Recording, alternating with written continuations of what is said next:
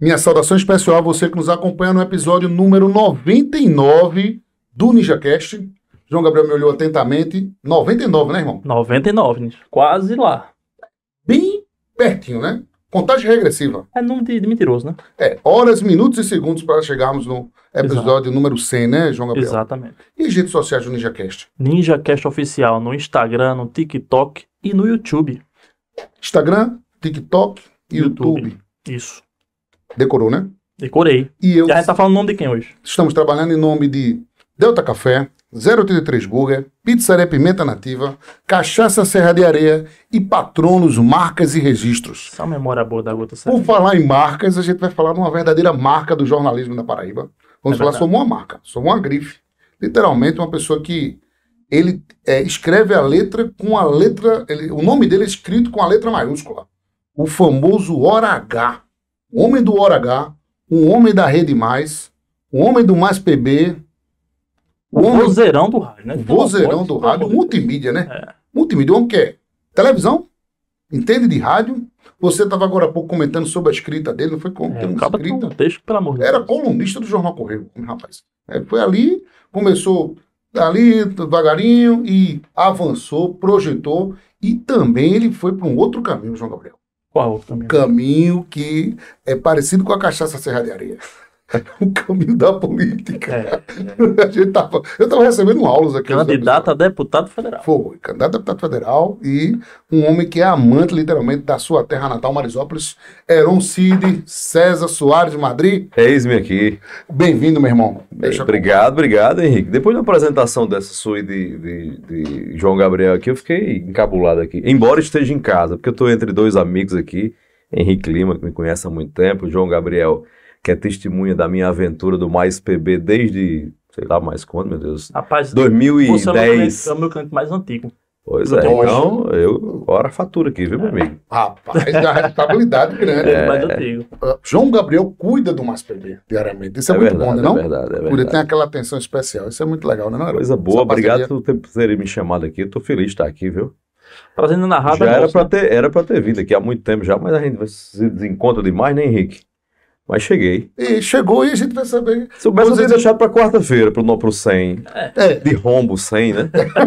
Tudo bem, de rombo. Estou tangendo aqui para quem vem nos 100. E vamos falar de coisa boa? Eu não tá lendo o que atualmente? A gente tava falando sobre leitura ali, né? Nos bastões, não foi, João? Vai começar diferente. Marlene não vai ver, não. Pode falar. Rapaz, a leitura hoje, para mim, é um ópio. É um relaxamento, é uma forma de me distrair desse universo tão árido que é a nossa atividade jornalística, né? A política também. E a política, sabe, Henrique, tem me tirado muito sono, por incrível que pareça. Os resquícios da política. Você termina um processo eleitoral, mas você não fica naquele processo, né? Tem consequências, né? Sobretudo na minha cidade, onde eu tenho uma presença e acompanho com mais atenção. E o meu momento de relaxamento é lendo. E eu leio de tudo. Eu leio o jornalismo no dia a dia, muita coluna, muito artigo e tal. Livros também, romances. Agora há pouco eu despretensiosamente li um romance de Clarice Lispector, A Hora da Estrela. Mas eu leio tudo, eu gosto de ler. Eu gosto de... acho que ler é a forma de viajar sem sair do lugar. Mas tem algo que tu não gosta de ler? Tu vê assim, passa o olho batido nem... Acho que bula de remédio. Bula de remédio? Bula de remédio. Mas tem uns que são bons, tem uns que são boas, viu? Ajuda. Porque a bula de remédio faz com que você leia letras pequenas, né? Palavras difíceis e treine a leitura, né? Mas eu gosto de ler. Agora, preferencialmente, eu gosto de ler biografias. Estou lendo agora uma autobiografia de Martin Luther King, contando a trajetória dele e tal. E você, assim... aprende muito, sabe, Henrique? Conseguindo ver nas histórias dos outros. Acho que a biografia ela traz sempre muitas lições, né, dos momentos que as pessoas passaram, de dificuldades que foram enfrentadas, né, saídas e histórias boas de se contar, né? Eu gosto de histórias, eu gosto de contar histórias e gosto de, obviamente, de ler histórias. As biografias, por exemplo, as biografias que Rui Castro escreve, um grande jornalista, se embriaga, literalmente. Outro detalhe interessante, você gosta de ler, né? Tem um hábito de ler, mas Heron também assiste televisão? Heron assiste pouca pouca televisão. stream, nada, Eu série? confesso que coisas que eu fiz durante muito tempo, né, profissionalmente falando, como rádio e televisão, hoje eu não tenho hoje uma vivência. Hoje eu escuto pouco rádio e vejo pouca televisão. E para minha tristeza, não sinto falta. Eita. Então, como a gente está muito aqui ligado no telefone, eu sou muito de me informar pelo telefone. Ou seja, é o link do portal, do site, do blog, e é o que chega aqui pelo WhatsApp. Então eu me sinto saciado lendo a informação mais imediata, né? O conteúdo direto. Então eu não lembro qual foi a última vez que assisti o Jornal Nacional. Tenho ouvido muito pouco rádio hoje. O programa que eu escuto hoje é o que eu faço. E ainda escuto algumas rádios de fora, vez por outra, na madrugada para dar o sono, uma rádio Tupi, uma rádio jornal. Eu gosto do rádio artístico, Henrique. Eu acho que se perdeu muito. O rádio tem perdido muito essa capacidade. Essência. Dessa essência, aquela sensação do rádio à distância, né? Que o rádio AM proporcionou durante muito tempo. Eu sou, por natureza, meio nostálgico. E quando eu olho hoje o rádio, que é televisão ao mesmo tempo, que é imagem, eu acho que isso perde um pouco. Mas é a forma como eu aprendi a ouvir rádio, né? Então eu ouço pouco rádio hoje, mas tenho muito prazer fazendo o programa de rádio que eu faço, pelo estilo de programa que eu faço, muito mais ligado na informação, programa mais informativo, de opiniões curtas. Me dá muito prazer fazer o tipo de programa que eu faço hoje. É interessante, né? A gente vê Heron, uma questão do dia a dia, né? O tempo, né, Heron? Eu acho que você não escuta porque você não gosta. É o tempo. Acho que é o tempo também. É a rotina, né? A gente tá numa vida, né, frenética, né? E um outro detalhe interessante, você tá no rádio, você tá na multiplataforma, tudo, mas, por exemplo, você dedica algum momento do seu dia para dizer assim, eu tenho que ficar longe desse telefone? Assim, eu tô longe, tenho que me desconectar. Tu tem algum momento que consegue desconectar?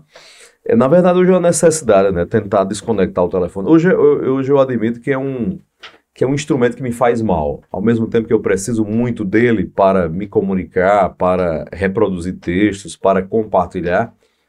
Até porque vocês sabem hoje que não basta você produzir a informação.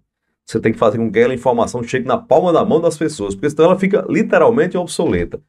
Basta fazer um teste para quem é produtor de conteúdo, escreva um texto e deixe ele guardado lá e veja o número de acesso.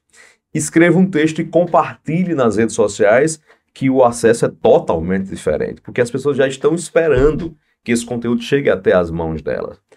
E por necessitar desse instrumento para partilhar informação e para responder muita mensagem, eu vejo hoje como um instrumento tóxico, me faz mal. Eu tenho a exata noção de que o uso do telefone, ao ponto de, às vezes, eu olhar para o telefone com um certo desprezo, sabe? Se eu pudesse, eu deixava ele ali num lugar por um mês, 2 meses, sei lá, e não buscava o telefone. Mas é uma realidade da qual a gente não pode fugir, e o que nos sobra é tentar o equilíbrio entre a necessidade, a demanda e também os momentos de descanso mental, descanso visual. Quando eu chego em casa, eu faço um esforço de me ocupar com as coisas, né, familiares, de filhos, de esposa e de conversas domésticas, para tentar me livrar um pouco do celular. Eu acho que chegaram ao momento, Henrique e João, que a sociedade vai discutir com muito mais profundidade e coragem os efeitos nocivos do uso desenfreado, do uso patológico, eu diria, do telefone. Talvez chegue um momento em que a gente trate o telefone tal qual, no passado, os órgãos de saúde passaram a tratar o cigarro. É um vício, tem vários estudos que confirmam isso hoje em dia, né? Eu estava até lendo um artigo esse final de semana que falava justamente isso, os perigos das redes sociais para a saúde mental. E um ponto importante que eu acho, você falou sobre o ponto de discutir o uso do celular, mas uma coisa que precisamos discutir isso publicamente, e os governos precisam também, é a saúde mental como um serviço público, né? A gente não fala sobre isso. A gente fala sobre traumatologia, sobre serviço de emergência, vários outros serviços, mas saúde mental pública ninguém discute isso, né? Hoje em dia é uma atividade muito, muito requerida, né? A psiquiatria está em alta, a psicologia está em alta, os consultórios estão abarrotados, há uma grande demanda e uma grande procura. Só que a pergunta é, e para quem não pode? Qual é o acesso? Qual é a política pública séria e consequente que dá acesso ao cidadão a um serviço de ajuda psicológica? Onde é que se encontra isso? Num PSF, numa periferia da cidade, acessível para o cidadão que não pode pagar? Não tem. A verdade é que não tem. Não tem uma política pública séria, arrojada, para dar acesso ao cidadão a serviço de saúde. E a mente é exatamente a maior coluna da saúde humana, porque quando a gente está mal da mente, tudo exterioriza, né? Tudo somatiza para o corpo. Se a mente não vai bem, nada funciona. É uma grande verdade. E um outro detalhe interessante, falando sobre rádio, né? Você tem um berço, literalmente, de rádio, né? Teu pai era radialista, né, Aaron? E detalhe, na própria criação, teu pai teve que viajar. Eu acompanhei um pouco de porta da tua história, né? Ele tinha que viajar, trabalhou em outras cidades, você pequeno em Marisópolis. Conta aí pra gente esse detalhe. O rádio chegou até mim antes mesmo da minha consciência, né? Porque meu pai era radialista, chamava-se José Maria Madri, e conheceu minha mãe já trabalhando na Rádio Jornal de Souza, mas ele já tinha uma história no rádio do Rio Grande do Norte, ali em Mossoró e outras cidades, trabalhou em algumas emissoras de rádio também do Ceará. E meu pai conheceu minha mãe tinha 19 anos de idade. Meu pai já era um homem de 45 anos de idade, já tinha tido uma primeira esposa, uma primeira família, 10 filhos do Dona primeiro Marisete. casamento. 10 filhos no primeiro casamento? Teve 10 filhos no primeiro Não casamento. tinha televisão naquela época, não. Eu O gostava de pessoal namorar. fazia bastante, né? Ele era assíduo, digamos Certo assim, na ele. matéria, Porque né? não tinha celular naquela época. Nem telefone. Tinha mais sorte do que a gente. E aí ele se conheceu em Souza. Aí ele foi um dos integrantes da inauguração da Rádio Jornal AM de Souza, do industrial José de Paiva Gadelha, né, Zé Gadelha. E minha mãe conheceu meu pai, ela era muito novinha, se apaixonou pela voz, né? E foi um dia conhecê-lo na Rádio Jornal, e quando conheceu teve um susto, porque era totalmente diferente da voz, né? Já era um homem mais maduro e tal. Mas mesmo assim se apaixonaram, tiveram um relacionamento, casaram, e desse relacionamento tiveram 2 filhos, eu fui o primeiro. E ele me batizou, nomeou com o nome de radialistas, né, que ele admirava. Heron, de Heron Domingues, Cid, de Cid Moreira, e César, de César Ladeira. Sabendo agora. E esse Madri, na verdade, era o nome artístico dele. O nome dele era José Maria Neto, ele não tinha sobrenome. Oxe. E os colegas de rádio deram esse nome a ele, José Maria Madri. E comigo, quando eu nasci, ele teve a ideia de transformar aquele nome artístico dele num sobrenome. Registrou meu nome como Heron Cid César Soares, da minha mãe, e o Madri dele.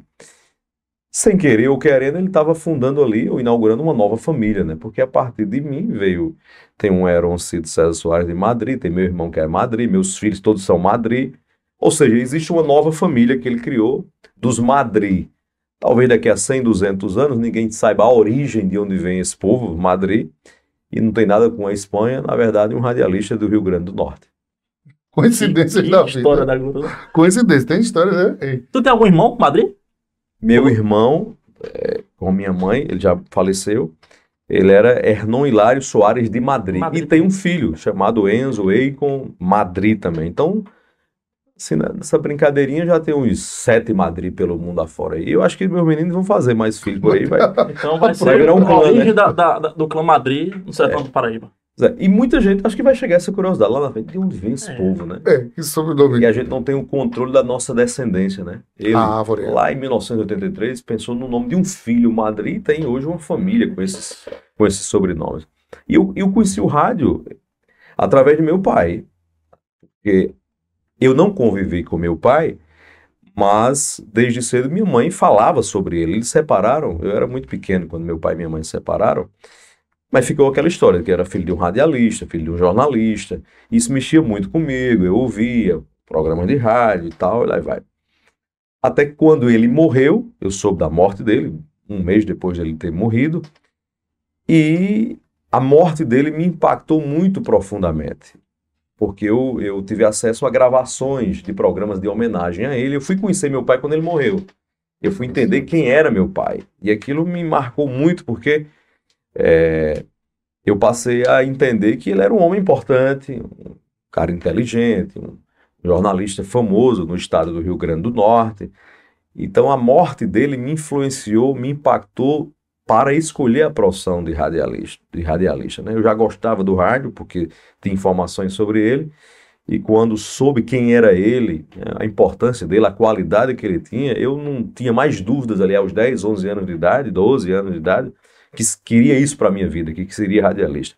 Talvez até num pensamento involuntário de que eu deveria continuar a profissão que foi interrompida dele, porque ele morreu aos 55 anos de idade, morreu vítima de um atropelamento de trem em Mossoró, no Rio Grande do Norte, muito jovem, foi uma fatalidade, uma tragédia, e eu guardei isso para mim, quase como uma missão.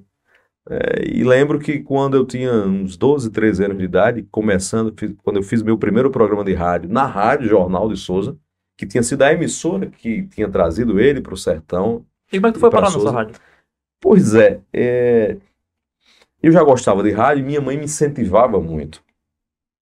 Minha mãe foi, todo o tempo, ainda, mas foi uma grande mãe, porque ela teria talvez motivos para falar mal de meu pai, ou a separação, é um trauma, né? Divórcio é um trauma muito grande.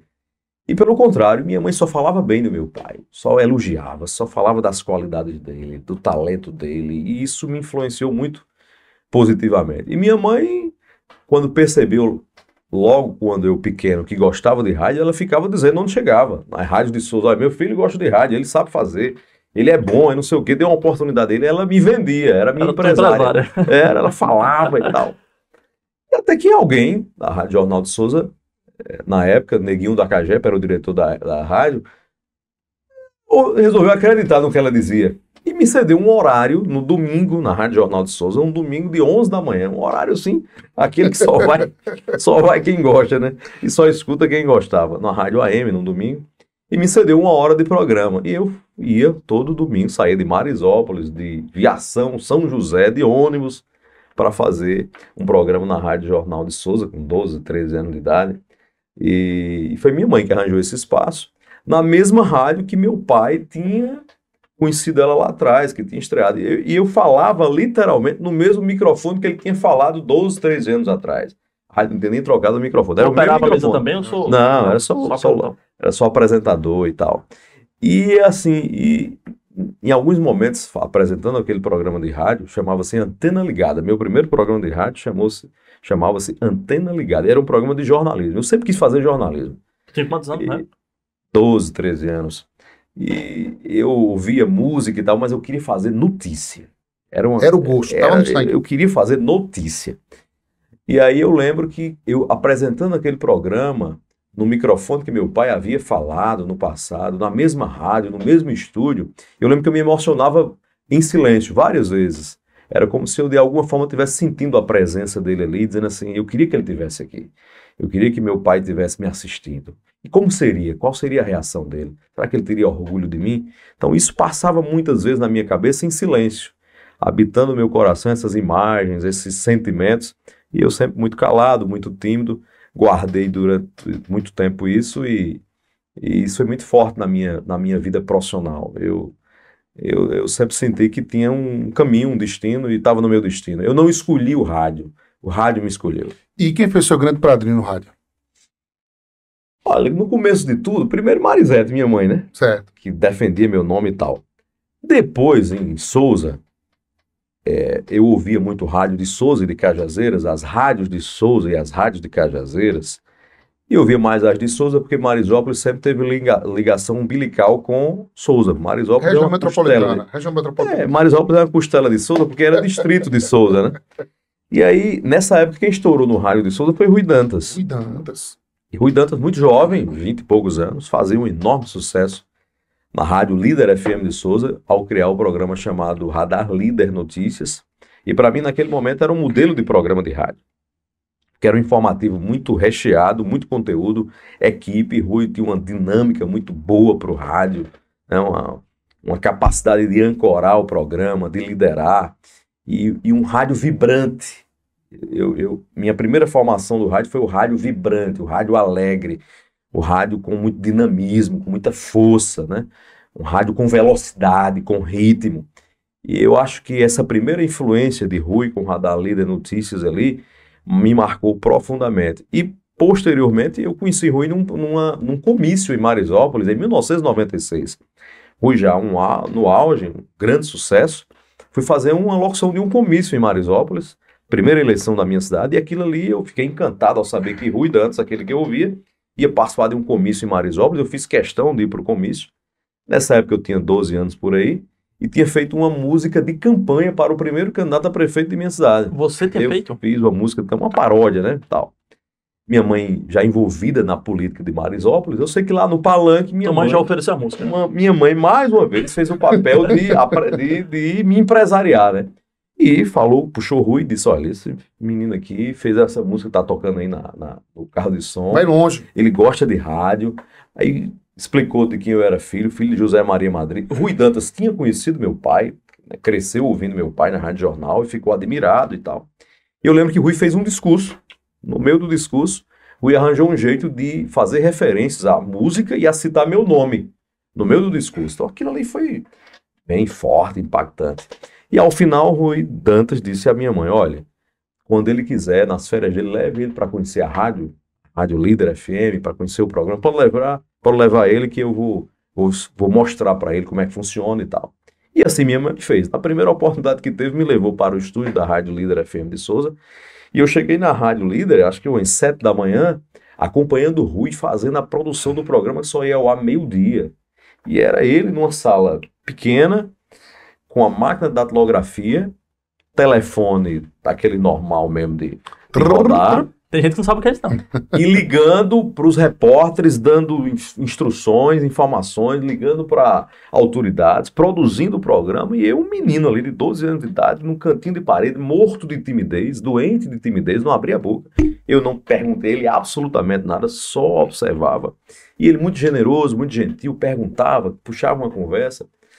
E meio-dia eu fui assistir aquela produção toda feita numa máquina de datilografia e para o ar com... sei lá, não sei quantos repórteres dentro do estúdio e tal.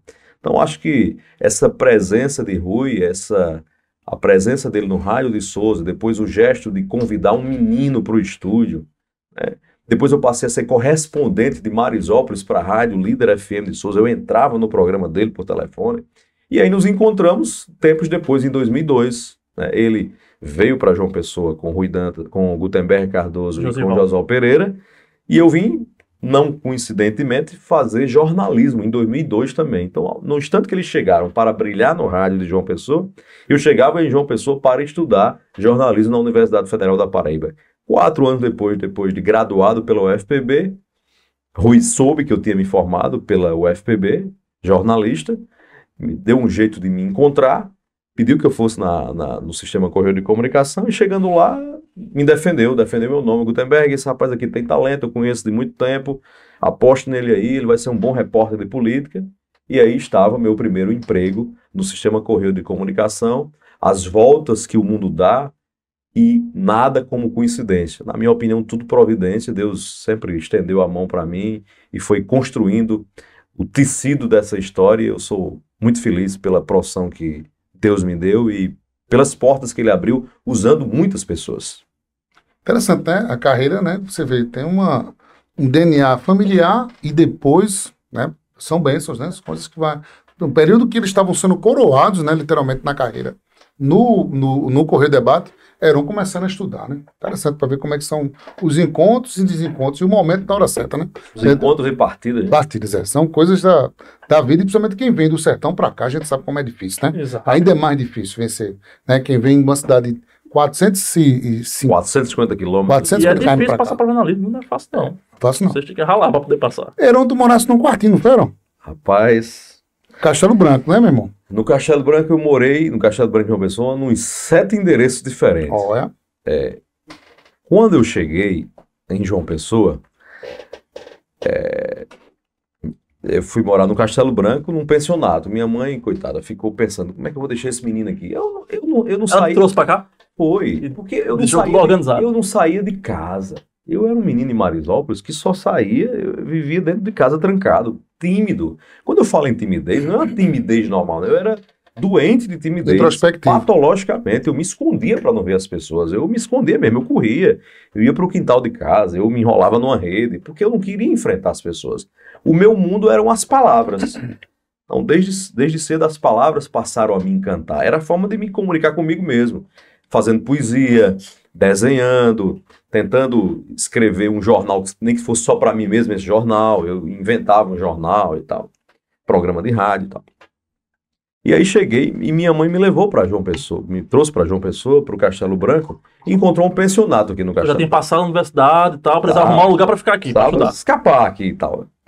E dinheiro pouco não tinha e tal. E o canto que tinha é o quê? Um pensionato, que é mais barato. E tinha muitos ao redor da universidade ali em Castelo Branco. Tinha ali no Castelo Branco, já próximo ao próprio curso de jornalismo da UFPB, que era o DECOM.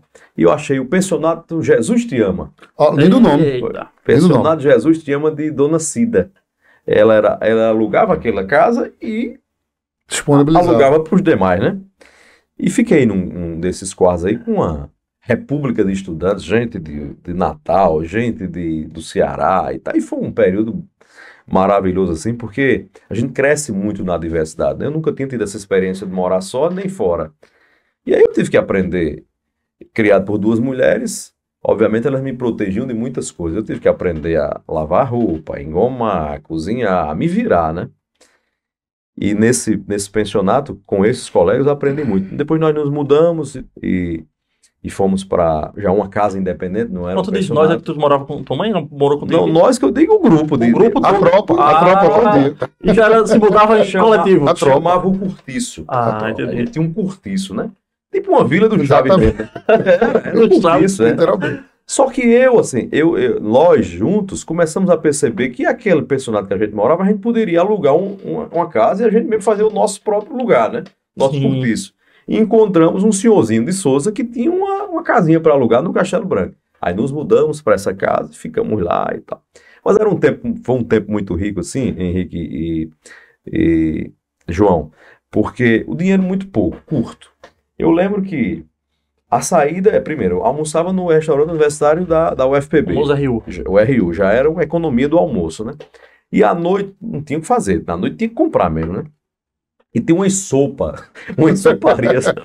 soparias na universidade, e eu me escapei numa dessas aqui. Eu encontrei o endereço, tinha um rodízio de sopa. Rapaz!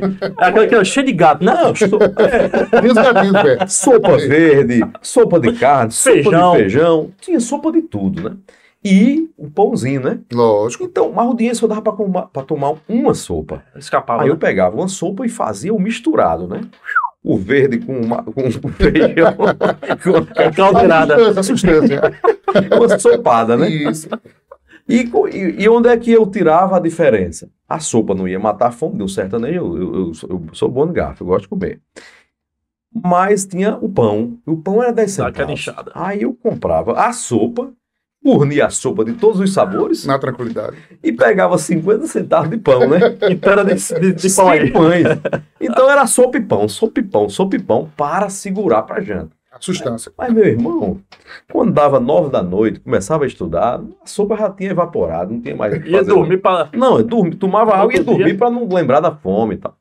Mas morei em alguns endereços desses, no Castelo Branco, no fundo de quintal mesmo, casinha, né, quartinho. Depois casei muito novo, com 20 anos de idade. Né? Fui pai com 20 anos de idade, casei com 19. Somos dois. E fui morar no fundo de quintal mesmo, Ó, na num luta. quartinho de fundo de quintal. E eu costumo dizer que talvez tenham sido os anos em que eu mais aprendi na vida. Porque eu estava lembrando, sabe, um dia desse. E a minha alegria no final de semana era ir num mercadinho do Castelo Branco comprar um quilinho de macaxeira e um pedaço de carne de charque. E eu conto isso aos meus filhos com alegria. Lógico.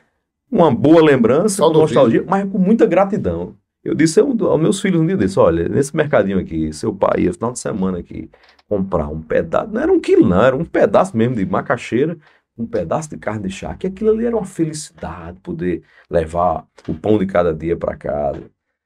A vida e os seus grandes ensinamentos, a gente aprende coisas grandes nas pequenas coisas. E a gente aprende junto saboreando um Delta Café, um saboroso café de padrão internacional. Vamos oferecer esse delicioso café pro nosso querido Cid. Já tô aqui. Já tá na bala? Ah, Fazer o seu aqui. vamos fazer o Eu sou nosso bem agora. besta. Eu não sei como é que Eu tá vou fazer, eu vou esse deixar café comigo. aí. Agora vocês tomam café, esse café Delta aqui, com açúcar ou sem açúcar? Ah, Eu ele tomo é sem. delicioso de todo jeito. Com ou sem açúcar, com adoçante. Porque eu sou Cadê? matuto, Aperta. é doce. com É açúcar. doce, é? Com açúcar? Geralmente no sertão é mais açúcar do que café, né? Bem mais. Agora esse café aí... Aprendi assim. Sabe onde é que você que é um grande escritor, uma grande pessoa que admira as letras, a intelectualidade? Na livraria do Luiz, Ah. no centro da cidade agora.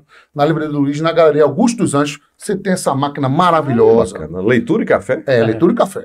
Parceria Combinado. agora, Vai no Delta dentro. Café, com um recanto da intelectualidade, como a livraria do uma tradição, sabe, ali no centro da cidade, pessoal, sai da Assembleia, Tribunal de Contas, dali também do TJ, Duplo prazer, né? do prazer. E lançamento de livros, saborear, olha só a Olha que textura, café. Cheiroso, esse viu? café Olha o maravilhoso. cheiro, Ninja. Olha só, isso Tá vendo como é que é? padrão, Ah, muito bem rapaz, feito, meu é isso aí, Esse aqui eu padrão vou deixar pra Delta. você. É lógico, Você vou provar vê como é agora. delicioso. E eu já digo que é bom antecipadamente, porque esse café aqui dispensa comentários, uma maravilha dessa. Isso é Então, bom mesmo. ó, eu já tô aqui até Ó o cheirinho. ansioso. Eita, cheirinho. Na livraria do Luiz aí que o pessoal, nosso querido João Costa, que frequenta sempre, vai saborear um Delta Café desse aqui. Mas diga como é Entendeu? que o povo faz pra comprar isso. Você vai lá e procura o nosso querido embaixador Delta na Paraíba, Carlos Macedo. Vai no Instagram, Carlos Macedo PB, e adquire essa máquina maravilhosa. Você que é comerciante, você quer ter empresário, quer abrir um ponto de venda Delta, procura o Carlos Macedo no Instagram. Todos os detalhes, no precinho, aquela parceria maravilhosa. Só procurar o embaixador Delta. Ainda Delta passa aquela Café. parcelinha, né? Fica Aquela fácil de parcelinha comprar, você não? serve aquele café gostoso. Provei a prova, muito bom. Olha que delícia, Delta Café. Vamos Eita. para mais uma paixão nacional agora. Vamos falar da Serra de Areia. Deliciosa cachaça Serra de Areia.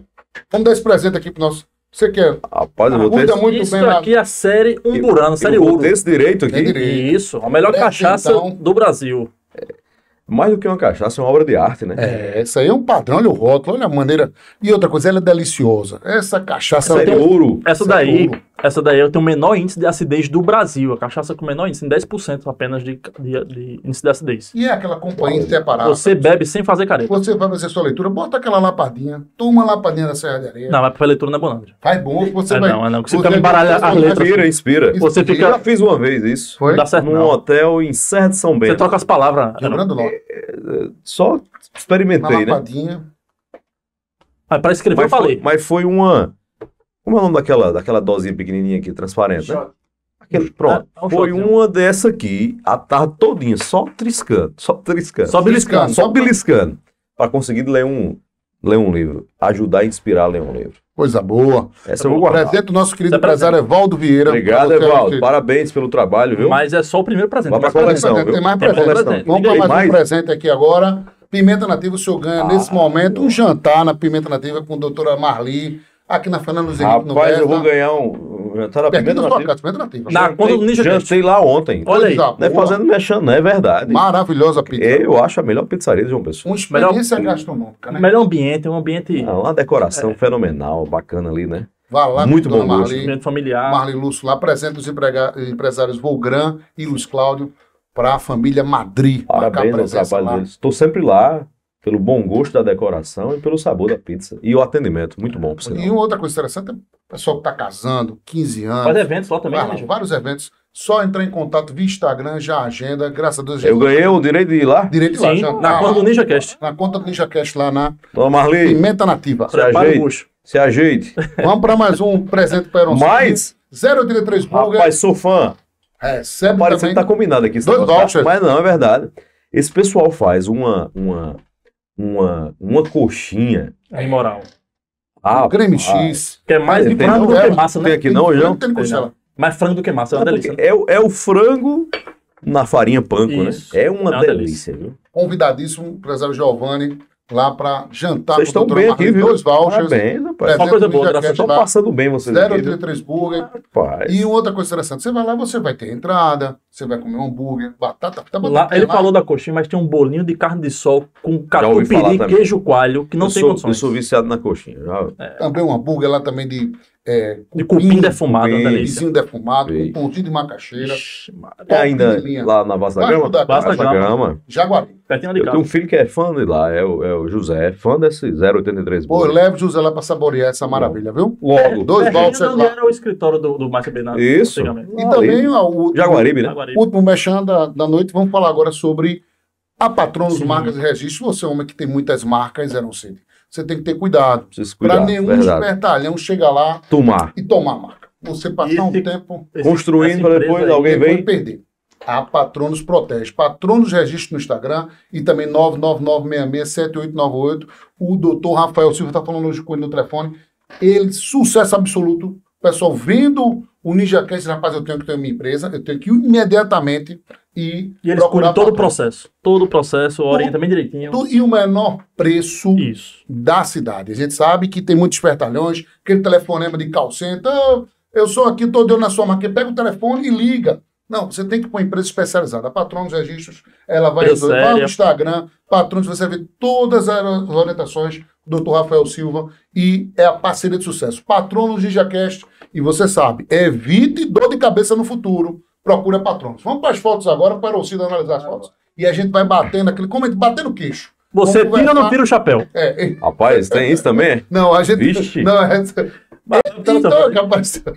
Corta esse cara aí. Tem um colunista aqui. Tem um colunista aqui, rapaz. Logo lá de Rui dentro dessas estrelas. Corta esse cara aí. Logo do lado esquerdo da foto. Não sei por que eu esqueci. Foi um evento da Vai, API, né? rapaz. Esse evento aí foi bom. Esse É, debate. API lá em Cagazeira, né? Comeram um bode gostoso, não foi? Não Minha teve foto, não, isso, teve não, Provavelmente bode não. teve um bode lá. Não, teve um Foi poico. teve um Poiquinho, poiquinho. foi um leitão. Bateira para. Leitão no Hotel Gravatar. Exato. Gravatar Hotel, lá de Açoélio Moraes.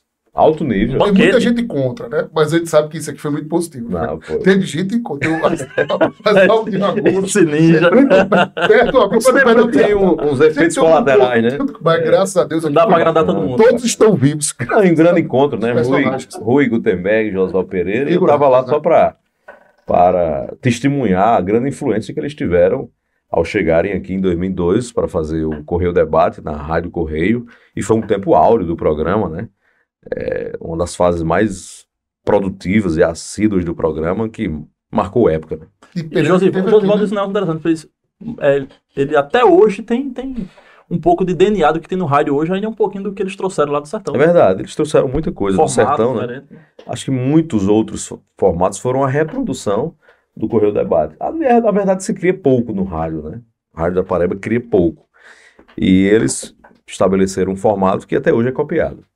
E depois o Cid também ancorou, né? Com o próprio Wellington, Fabiano Gomes, o próprio Correio Esse Debate. Correio Debate. Noutra fase, né? Noutra fase. Que foi uma Falou fase na- também, modéstia à parte, acho que foi Grande muito sucesso. importante você... E o Ninja na reportagem. Você Tem um tal de ninja lá, né, participou também, lá, né? tem Henrique Lima. Eu peguei daquela fase final da virada lá, né? Peguei Não, você os dados pegou muito do tempo Gutenberg. ainda. Pegou 2010. o finalzinho, né? No finalzinho. E depois a Depois continuidade, a continuidade aí. né? No formato explosivo, Foi. digamos assim. Eu com- brinco muito. Eu disse que eu comecei no período de Lula, depois Dilma eu continuei e caí em Bolsonaro.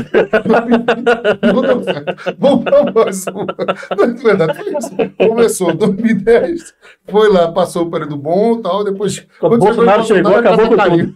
Vamos para mais uma. Período O Bolsonaro. período Bolsonaro caiu. Essa é nova, Essa foto... Recente isso aí? é recente. Agora, domingo agora. Rapaz... Quem é esse Batismo, povo aí? né? O batismo Isso aqui era foi um batismo na Igreja Sal e Luz, da Igreja Sal e Luz. Pastor né? Rômulo. Seu pastor Marco esse Cabedelo, Pastor aqui, né? Rômulo Pinheiro Pastor aqui. Rômulo. Esse aqui é o seu Rubens, que eu conheci há pouco tempo, ele participou de um evento da igreja, e após esse evento a gente tem várias reuniões, ele decidiu se batizar, e eu estava ao lado dele nesse momento, acompanhando, que é um momento muito bonito, muito sublime, né? O ato para o cristão do batismo é muito forte, é um símbolo muito decisivo, é uma entrega, é uma decisão de vida de se estabelecer um novo momento. E eu tenho muita alegria de participar de eventos como esse, de presenciar o que Deus pode fazer na vida de um homem, de mudar destino, né? Portanto, o pastor Rômulo, que eu mando um forte abraço, conheci no concílio da Igreja Batista Um grande de Tambaú. amigo, um grande E ele amigo. era concilista, né? O pastor Douglas, e ele estava marcando presença lá, fez um Igreja rolho lá Sal e maravilhoso. Luz. Maravilhoso. Igreja Lá, Sal e lá no Luz. Poço, né? Vamos para mais uma, ali em Cabedelo, né? Vamos É. para mais uma. Eu me lembro dele ali perto do Mac Shop, bem no comecinho. Pois é, eu tenho uma história com aquela igreja ali, no começo da Gemiro Figueiredo, né? Isso, pertinho do Meg ali. Foi um momento muito difícil da minha vida. Eu cheguei e me aproximei da Igreja Sal e Luz do pastor Rômulo num momento pós um divórcio. E você quem é evangélico, né, professa o cristianismo, esse é um momento muito desafiador, porque é um momento de questionamento, né? você não se sente, fica sem saber onde é que vai se sentir acolhido, qual é o lugar que vão lhe entender num novo momento. E eu conheci o pastor Rômulo entrevistando no Correio Debate, da Rádio Correio. Eu não sabia. Ele foi para uma dessas entrevistas assim de Semana Santa, alguma coisa assim, e eu entrevistei ele e fiquei muito bem impressionado com a postura dele, sabe? Deus falou comigo através da vida dele. E eu guardei a imagem, perguntei qual era a igreja, ele disse qual era a igreja dele. E ficou aquilo na minha cabeça. E tempos depois, eu já vivendo o processo difícil do deserto do divórcio, fiquei procurando onde ir, qual a igreja que eu iria e tal. E me veio à memória a igreja Sal e Luz do pastor Rômulo. E fui até a igreja que era na Agemiro Figueiredo, ali na orla marítima de João Pessoa, e quando cheguei fiquei assustado porque era muito rock, Muito pauleira jovem. e tal. A prancha de E eu digo, rapaz, dá certo aqui pra mim esse negócio e tal. Mas fui me adaptando, fui gostando, fui com Marli posteriormente. Marli não era evangélica, pelo contrário. Marli me levava para assistir a missa do padre Nilson Nunes, eu evangélico.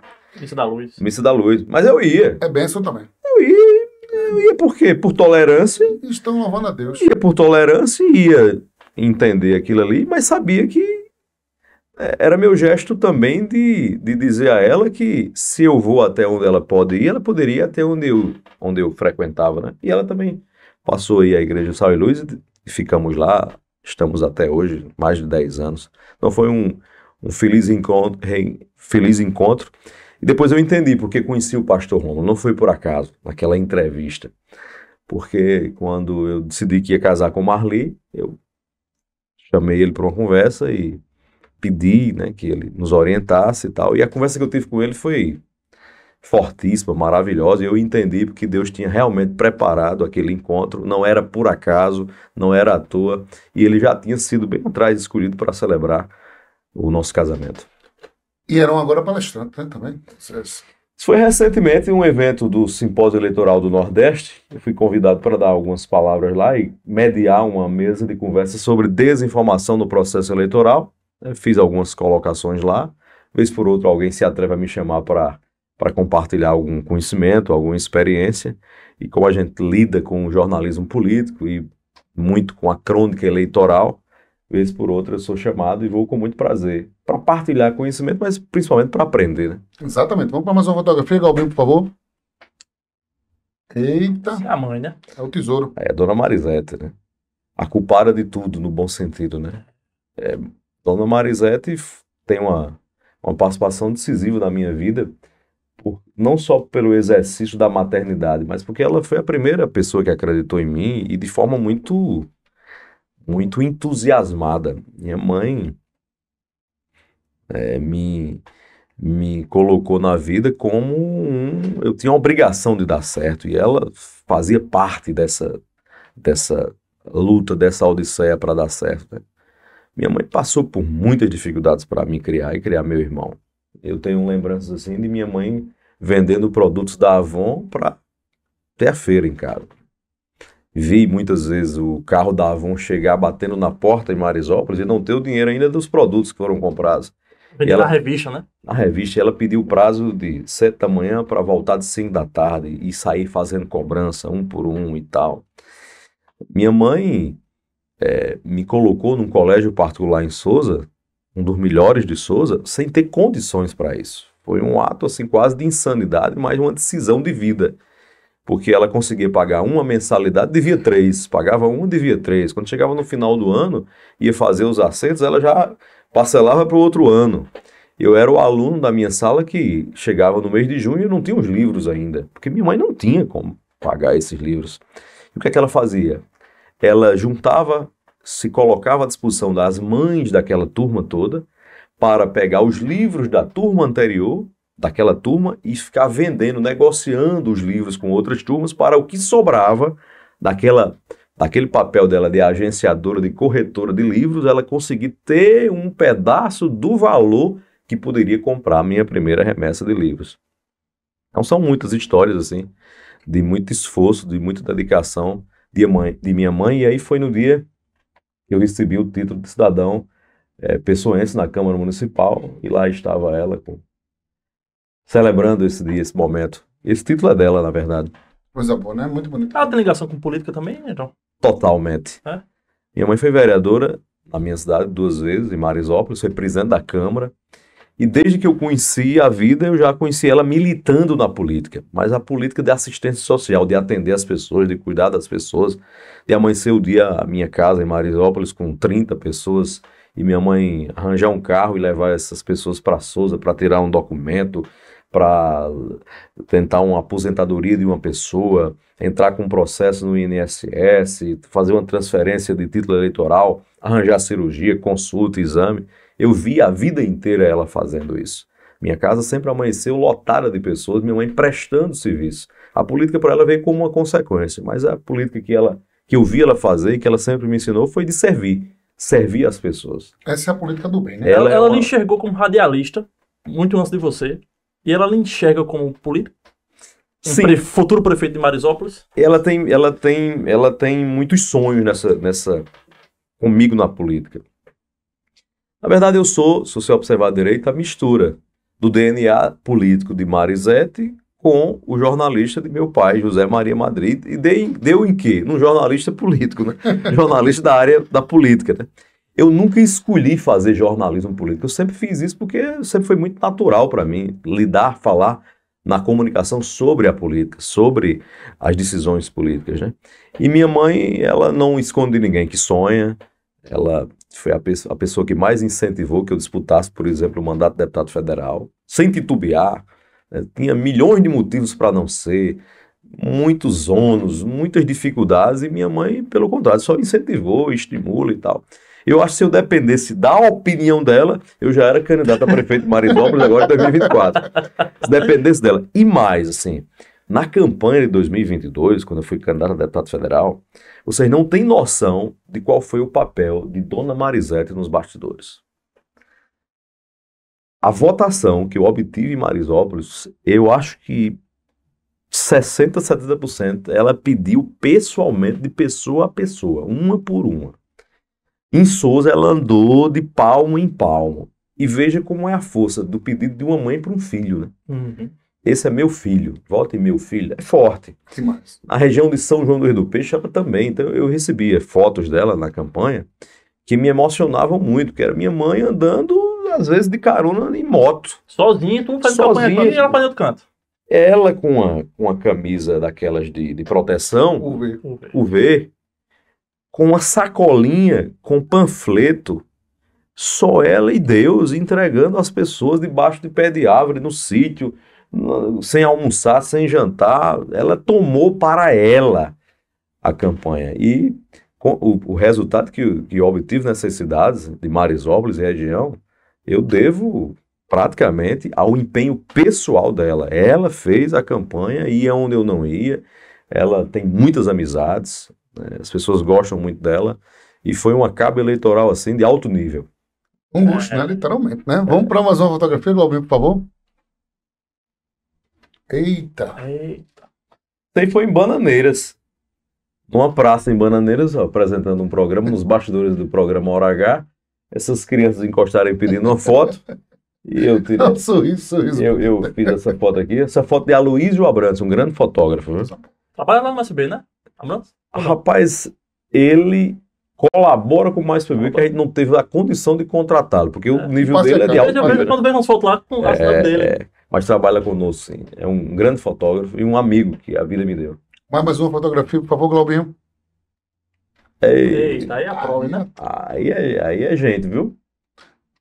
Esse aqui é o mais novinho. Esse aqui é o... Não, tem um mais novo que esse, né? Tem um mais novo que esse. Tem o mais novo, né?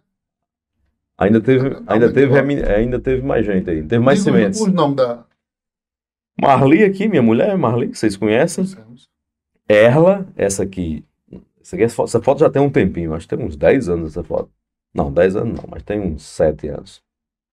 Erla é a primogênita, mais velha, hoje tem 20 anos, fazendo psicologia na Universidade Federal da Paraíba. O segundo é José, tem 15 anos, acabou de fazer 15 anos. Esse aqui já é um rapaz que não dá nem para comparar com essa foto, é um brutamonte grandão, vai fazer 15 anos. Clay Peron. Esse é Benjamin, de 8 anos, hoje tem 8 anos, na época era um pequenininho. Essa aqui é uma irmã, Hannah Vitória, que hoje é uma moça linda, de 16 anos de idade. E esse é sobrinho, Enzo, filho do meu irmão Hernon, que morreu quando 12 anos atrás, meu irmão morreu e deixou de herança Enzo.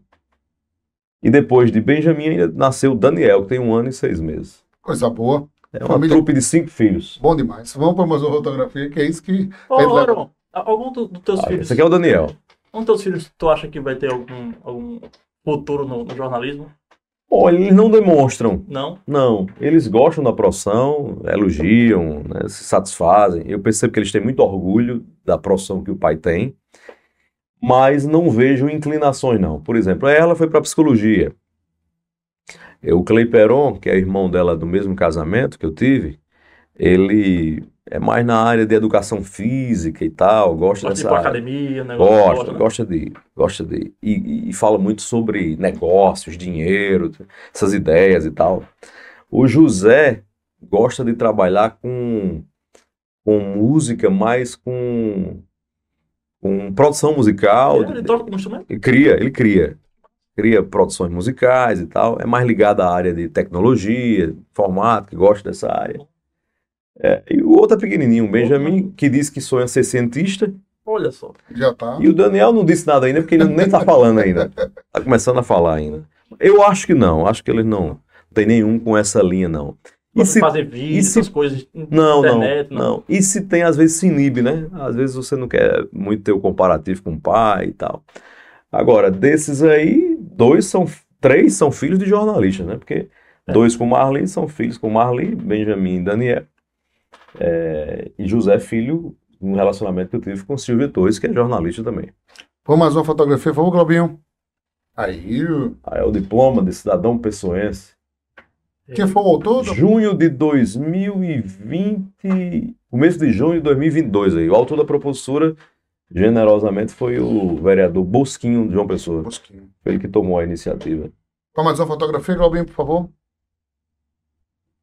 Aí aqui foi o encontro, acho que no título já foi retribuindo uma presença na Câmara de João Pessoa de um título de cidadania que foi concedido à ex-deputada Poliana Dutra. Foi no título de cidadania dela, eu estive com ela, fiz questão de comparecer, porque quando eu recebi, ela esteve lá também. Pombal e Marisópolis, né? Vamos para mais uma Sertão. Sertão. Região metropolitana ali de Pombal. Vamos para mais uma fotografia. Governador João Azevedo, Gervásio Maia. Aí foi no dia que eu fui anunciado candidato a deputado federal pelo PSB em 30 de junho de 2022. Um dia que eu confesso que eu não me preparei, eu não programei isso na minha cabeça. Foi uma boa surpresa, processo eleitoral de 2022. Eu hesitei muito, demorei muito a tomar essa decisão, passei 6 meses queimando as pestanas, os neurônios, avaliando, temia muito um processo eleitoral, sobretudo para a área de quem é jornalista da área política, né? E eu sempre me conduzi, né, tentando uma postura de moderação, de equilíbrio, nunca abracei um lado, nunca, né, fiz campanha para um lado, né, como jornalista, e sabia que ao escolher uma candidatura eu tinha que fazer uma escolha, né? Literalmente eu tinha que assumir um lado. E fiz, e não me arrependo, acho que fiz com muita consciência, dentro do cenário que existia, foi a posição mais acertada, mais ajuizada, que eu deveria tomar como cidadão, foi uma escolha de cidadão.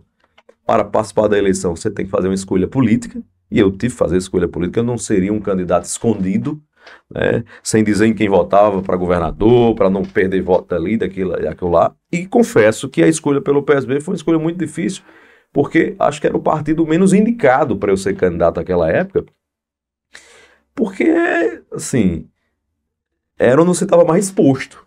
Era o partido que tinha um candidato à reeleição, um governador e candidato à reeleição. E num ambiente de uma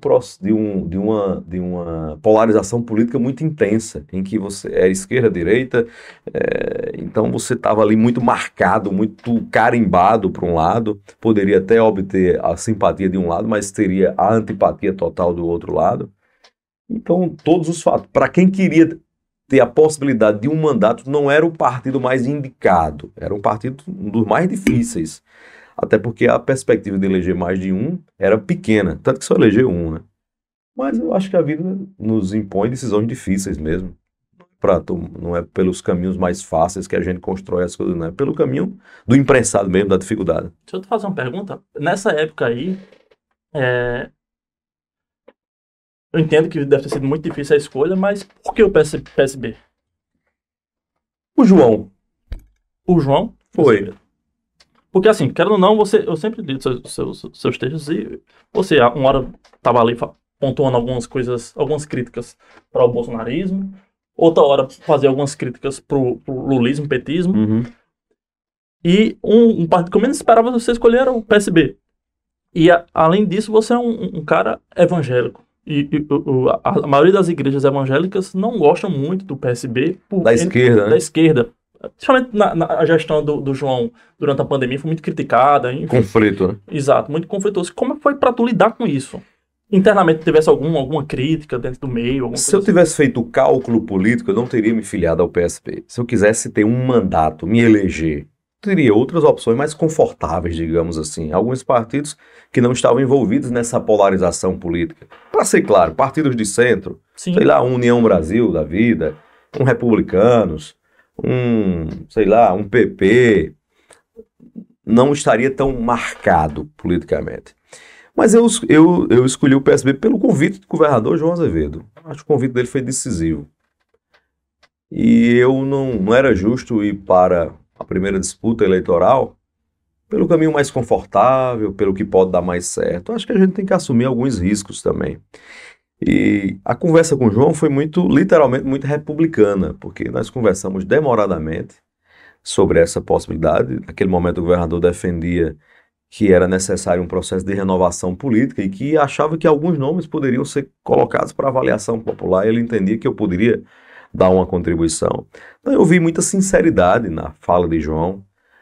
Eu via nele um político que eu tenho uma afinidade no sentido de não ter um projeto pessoal de poder, nem um projeto familiar. Era alguém que tem um compromisso de cumprir uma missão na política, né? Desempenhar um papel. A política como um instrumento de cidadania. E eu me identifiquei com aquela postura de João, com a mensagem política dele e entendendo que existiam 4 candidatos a governador, para eu disputar eu tinha que escolher um. E eu entendia que o governador João Azevedo, naquele momento, era o caminho mais seguro para Paraíba. Com os erros de governo, com as imperfeições, com as limitações, mas acho que era o caminho mais razoável para o estado da Paraíba. Ao final das contas, a Paraíba também entendeu isso. Mas foi difícil enfrentar a escolha do PSB, porque, como você mesmo disse, muitas pessoas identificadas com a religião evangélica, por exemplo, que me viam, não entendiam aquilo ali e achavam que era uma contradição. Como é que eu sou cristão e poderia estar num partido de esquerda? Eu não vejo incompatibilidade. Opa! Eita! Mas, rapaz, coisa daqui a pouquinho vai soltar esse vídeo aqui. Paraibanos e paraibanas. Atrapalhou seu raciocínio, mas zerou. Você tá falando aqui, Costa. Eita, que é cabelo. Rapaz, eu teve que fazer um corte em cima da situação do PSB. Pra... Eu tô aqui reaprendendo. Grande parceiro, né? O Alisson Bezerra, Grande jornalista, inclusive. grande amigo também, leal, correto, digno, Ser humano extraordinário. decente. É a sua produção. Acharam isso aonde, hein? Acharam isso aonde, hein? Aí, Arquivo os X, paparazzi conseguem A levantar. Dark Web. Olha. Esse estudo aí foi uma virada de chave, foi, Anderson? é demais. Estúdio do Hora H. Aquela torre gêmea. Aí, meu amigo, eu fiquei nas Isso alturas. foi uma odisseia, essa mudança para aí, porque a gente já estava há, sei lá, 12 anos no centro de João Pessoa, e o centro deixou de ser o centro, né? Chega uma hora que você não tem mais para onde crescer, não tem mais o que fazer, deslocamento, e houve uma tentativa de mudar aqui para o Retorno Manaíra, Live Mall, para ser mais específico, né? E conseguimos fazer esse projeto de mudar e tal. Aí veio a pandemia. Quando chegou no meio da pandemia, o projeto foi por água abaixo e tal. Aí tivemos que adiar novamente. Eu fiquei procurando um lugar e encontrei o estúdio do DCT, né? Aquele corporativo na BR-230. E aí, meu amigo, da escolha até conseguir transferir para lá, foram muitas dores de cabeça e alguns empréstimos, viu? Mas conseguir pagar. Estamos Ponto de pagando. Marisópolis. Devagarzinho vai pagando. Esse ponto de Marisópolis. Não, mas tô falando sério. Paixão. Não, mas Mas, olha, é custo, né? Muito, Não, é muito graças- custo. Montar um estúdio hoje é muito custo e não, tal. sei. Mas é o preço, né? O preço que se Toda a paga. estrutura, né? Você vê. Hoje, quantos funcionários na estrutura? Rapaz, Colaborador, hoje, você é gente, hoje né? Não, trabalham, acho que comigo trabalham juntando todo mundo, acho que umas 12 pessoas lá hoje. Só benção. Graças a Deus. Só benção. Além do rádio, tem um portal, né? Principalmente o portal. O portal, na verdade, é a base, é o alicerce, né? O programa de rádio existe por causa do portal Mais PB. Isso foi de certa forma, uma ousadia que a gente teve eu comecei a calcular que dentro do portal Mais PB já existia um projeto pronto de rádio, porque tem produção, tem um conteúdo, tem o dia a dia, Tem as repórter. pessoas, tem repórter, tem entrevistado, tem conteúdo, tem produção. Então o programa já estava pronto, era só transformar, né? Ali primeiro era fazer um estúdio e depois do estúdio criar uma rede de rádios, que não é fácil, né? Conseguir rádio após rádio em várias cidades da Paraíba não é fácil. Mas o trabalho que eu vinha fazendo noutros veículos de comunicação foi dando a credibilidade necessária para que donos de rádios entendessem que era um bom produto para eles também. Então, terminou criando essa vida em mão dupla e foi a partir do Portal Mais PB que a gente criou o programa Hora H, que era um projeto que eu tinha há muito tempo no coração. Iniciei ele quando fui ali para o Sistema Arapuã de Comunicação nos 60 Minutos. Era o primeiro passo para criar uma rede de rádios. Só que no outro sistema você tem suas limitações, né? E tem uma hora que você não tem mais para onde crescer. E aí foi quando eu decidi pedir demissão da TV Arapuã e da Rádio Arapuã para ter essa liberdade. Eu acho que chegou uma hora na vida, Henrique e João Gabriel, que para o jornalista, mais do que qualquer outra coisa, o que mais importa é a liberdade. A liberdade de criação, a liberdade de produção e a liberdade editorial. Por exemplo, hoje no Hora H eu tenho a condição a permissão ou a possibilidade de levar quem eu quero para o programa, como vocês fazem aqui, de fazer o programa de onde eu quiser, qualquer cidade da Paraíba, de qualquer estúdio de rádio, e assim, e com o conteúdo do estilo que eu acredito que seja o mais correto. Então isso é muito bom, isso dá uma sensação de liberdade muito importante para o jornalista. Você se sente muito bem. E eu sempre digo, não é para ser o maior nem o melhor, é para ser do meu jeito. Lá o Hora H é do meu jeito. Não quero ser o maior, nem quero ser o melhor. Mas quem escuta vai estar ouvindo Heron Cid in natura, do jeito que eu acredito que deve ser um programa de rádio. Heron teve umas fases, principalmente de muita coragem, né? Primeiro ter saído do... Ou de loucura, né? Não, de coragem. Foi primeiro ter saído do Correio, naquela época que tu tava na TV, rádio, escrevia coluna de política lá. Era. Decidiu sair. TV, né? Rádio TV. Isso. Depois foi essa que você falou agora há pouco, tava na Arapuã e decidiu ir pro seu projeto, essa daí. E teve um que foi ir pra política, né? Quais são os próximos passos de Heron? De coragem, assim? Boa pergunta. Do Correio e Arapuã realmente foram passos de coragem, porque, Henrique sabe disso, é muito difícil abrir mão de vitrine. Isso. Nós somos um meio muito... Nós, jornalistas, estamos num meio muito fascinado, seduzido pelos status, né? Então, você abrir mão de espaço, de vitrine, involuntariamente, é como se você também estivesse mandando uma mensagem para o mercado que você perdeu alguma posição, alguma entrega você perdeu.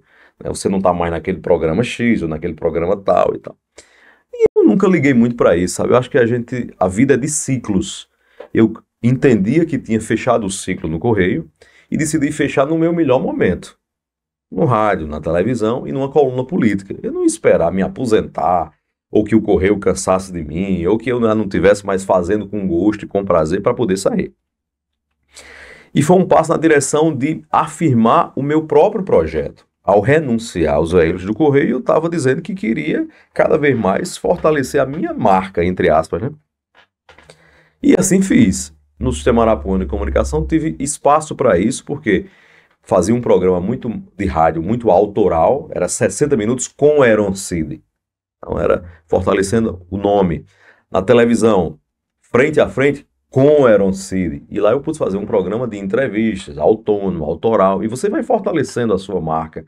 pouco a pouco. Até que quando estava com 4 anos fazendo o programa, eu pedi à empresa, a João Gregório, para sair, porque achava que tinha cumprido a minha missão. E João foi muito correto comigo, como patrão, ele cumpriu tudo que acordou comigo, e quando eu pedi para sair também, ele foi muito generoso, porque insistiu para que eu não saísse, segurou um tempo.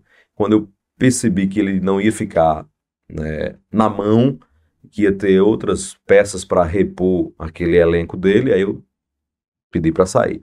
Mas fui para onde? Fui para a Rádio Pop 89.3, que na época praticamente era só música. A rádio começando. Acho que entrou tu e Edelto logo. Não tinha não, era só eu mesmo. Mesmo. Era uma rádio Edelto foi depois, então. no comecinho do dial ali, 89,3. Isso. Ou seja, era para começar mesmo, né? O rádio jornalismo lá. E eu decidi porque entendia que ele era um veículo virgem que poderia ser o começo de uma rede de rádio. E a tal da liberdade, você estava falando agora há pouco, né? E aí pedi para sair e fui. E é o sentimento que todos ao meu redor diziam: você enlouqueceu, não tem sentido, não vai dar certo e tal. Eu sei que de lá para cá, depois que eu fui, 2, 3 meses depois, a Delton Alves decidiu ir também. Depois, Rui Dantas, Fábio Bernardo e a equipe também decidiram ir, e virou o que virou. A Rádio Pop hoje tem outra dimensão, tem outra influência na cidade. Consolidou e tal. Mas é muito fácil você ir para onde todo mundo já está indo, né? O difícil é você conseguir enxergar o que alguém não viu ainda, né? Mas eu vejo nisso tudo a mão de Deus. Porque quando eu entro no estúdio do programa Hora H hoje, e quando aquele microfone é ligado e eu estou falando para 25 emissoras de rádio, eu não posso achar ou ter a pretensão de achar que isso é fruto do meu talento, que isso é fruto da minha capacidade pessoal. Eu tenho que entender que Deus colocou a mão e me abençoou com essa possibilidade, porque existem outros profissionais muito qualificados, pessoas com muita capacitação, que poderiam estar fazendo a mesma coisa e não fizeram, e não conseguem fazer, porque não é simples. Então é muito além de mim. E eu vejo essa mão de Deus na minha vida em vários momentos. Quando eu cheguei em João Pessoa, quando eu virei estagiário do cerimonial da Universidade Federal da Paraíba, depois quando eu virei estagiário do TRE, depois chegando no Correio da Paraíba, enfim.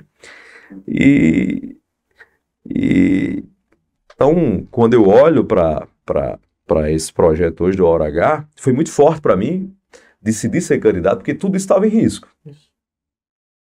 Eu lembro que eu estava no estúdio do Hora H e com essa possibilidade de ser candidato, eu dizia, mas isso aqui tudo isso pode se perder, porque eu vou para um processo eleitoral, não sei como vou sair dele, não sei de que forma posso ser atingido, ferido. O resultado eleitoral pode fazer com que eu precise me mudar da Paraíba, sei lá, quem é que vai ganhar. Quais são as perseguições que virão? Não, era uma decisão muito difícil. Então, tudo que eu construí ficou no fio da navalha. E eu lembro que Deus falou profundamente comigo nessa hora. Como se Ele estivesse pedindo o meu Isaac. Deus dá Isaac a Abraão e depois pede de volta. Devolva nas minhas mãos, né? Para Isaac ir lá e sacrificar o filho prometido por Deus. E eu via o Mais PB, o Hora H, como meu Isaac. Mas, Senhor, por que agora você está me pedindo isso aqui? E se tudo se perder? E eu entendia claramente que não era meu. O que eu tenho não é meu. Deus me deu o que eu tenho. Deus me trouxe até onde eu estou. Eu não tenho propriedade sobre nada. Deus apenas me entregou e me confiou. Então, quando Deus pede a mim um ato de confiança e de total dependência, eu vou dizer que aquilo é meu, não vou dar? Então, o que eu vivi em 2022, por incrível que pareça, foi muito mais uma experiência espiritual com Deus, foi muito mais um ato de dependência de Deus do que uma vivência no processo político. Isso, para mim, foi muito forte, porque eu vi a mão de Deus durante todo o tempo no processo eleitoral. Eu tenho, assim, testemunhos, histórias que aconteceram comigo na solidão de uma campanha que ninguém jamais poderá saber. E eu vi Deus de perto. Eu fui para um deserto, literalmente, a campanha para mim foi um deserto, e eu vi Deus de perto agindo nas pequenas coisas. E eu saí muito mais fortalecido como gente, como cidadão, como homem de fé também. Satisfeito, João Gabriel? Com Demais. Depoimento de vida, de experiência de Eroncide? Sim. Eroncide E você, satisfeito? abriu o coração. Muito satisfeito com o episódio de hoje, meu amigo. Meu irmão Aaron Cid. Só gratidão, meu irmão, por você ter Eu vindo que aqui ao agradeço NinjaCast. ter sido chamado aqui. Já queria vir aqui há muito tempo, acompanho o trabalho de vocês, vibro com o que vocês conseguiram fazer, esse projeto de vocês, né? Descontraído, né? Com recortes que viralizam, trazendo histórias interessantes, né? Trazendo bastidores. E eu me animo muito de ver que a mídia digital da Paraíba tem produtos tão bem sucedidos como o que vocês estão fazendo. Eu, na condição de presidente da Associação de Mídia Digital, fico muito feliz de saber que o que vocês fazem aqui certamente está inspirando muita gente. Alguns copiando, outros fazendo de outra forma, de outro modelo, e parabéns. Parabéns a todos da Amid também, né, meu amigo? Né? Presente forte. Né?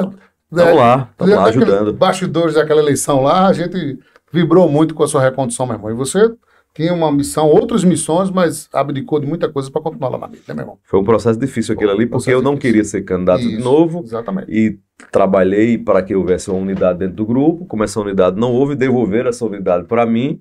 E eu acho que vivi uma história engraçada, porque eu fui candidato a presidente da AMIDE, fui eleito presidente da AMIDE por unanimidade, e até a hora da eleição eu não pedi um voto. E conseguiu unir a categoria. Pela não pedi primeira um vez, voto. mas conseguiu unir. Me elegeram, eu não pedi um voto. Mas não foi sua mãe pedindo, não. Não, foi não.